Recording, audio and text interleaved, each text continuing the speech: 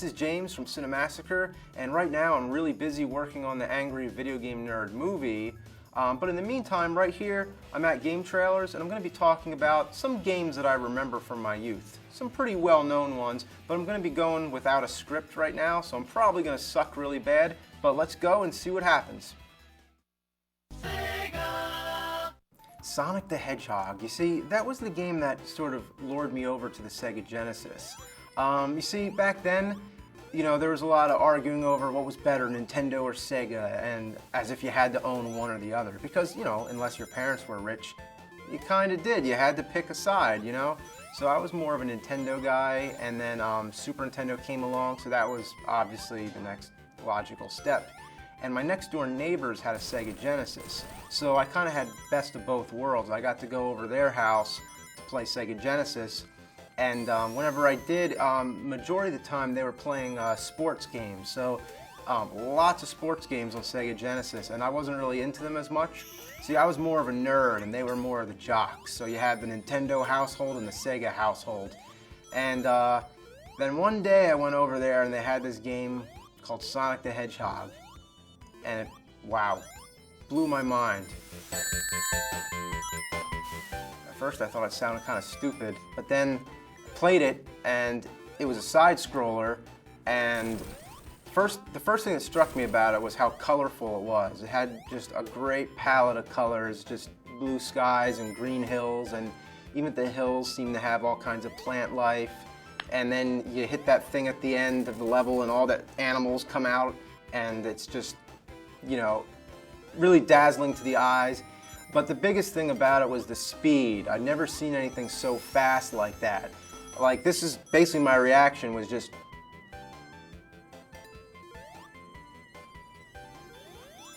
so Sonic rolls into a ball, he's going around loops, next thing he's hitting a spring and he's bouncing in the opposite direction, and it's just madness.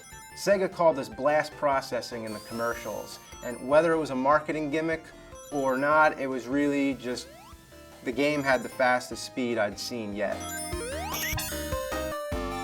Besides that annoying stage in Battletoads. There's also this really cool configuration code, and when you do that, you can basically just add all kinds of game sprites all over the stage, and then you can basically it's kind of like creating a custom stage, sort of like an Excite Bike when you create your own track. That was really cool doing that, but it caused a lot of glitches. Then came Sonic the Hedgehog 2. I love that game. It's probably my favorite Sega Genesis game. And it actually was the game that single-handedly made me get a Sega Genesis. Sonic the Hedgehog 2 is good for all the reasons that the first one is, but just all improved on. The music is great. The biggest difference is the inclusion of the character Tails. Now, Tails is Sonic's sidekick, and he can never seem to catch up. Sonic always seems to outrun him, and then Tails comes like helicoptering in after him. Yeah, Tails sucked. I don't know. The second player has the option to take control of Tails, but it was always annoying. Like, I'd always, basically the second player was getting the shitty end of the deal. So I'd play with my sister a lot of times, and I'd be like, here, you play Tails. Because if you play as Tails, you might as well just be watching at that point.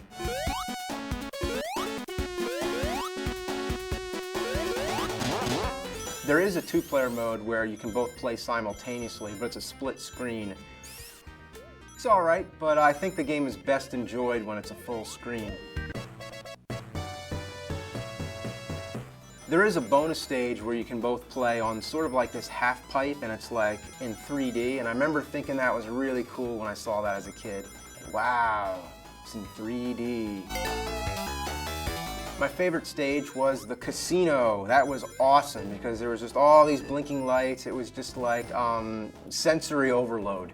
So Sonic is bouncing all over the place. Then there's those like stacks or ring things. You go through them, ding, ding, ding, ding, ding, ding, ding, ding, ding, ding. And that I thought was so cool. There was the flippers and, it's just like a pinball game. And I remember thinking, they should make a Sonic pinball game. And what do you know, it happened. Sonic Spinball.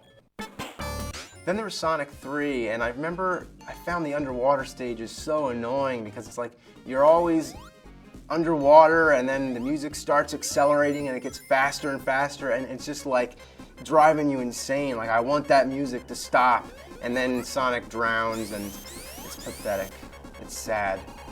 I hate seeing him drown. Then there was Sonic CD, and that was really cool too.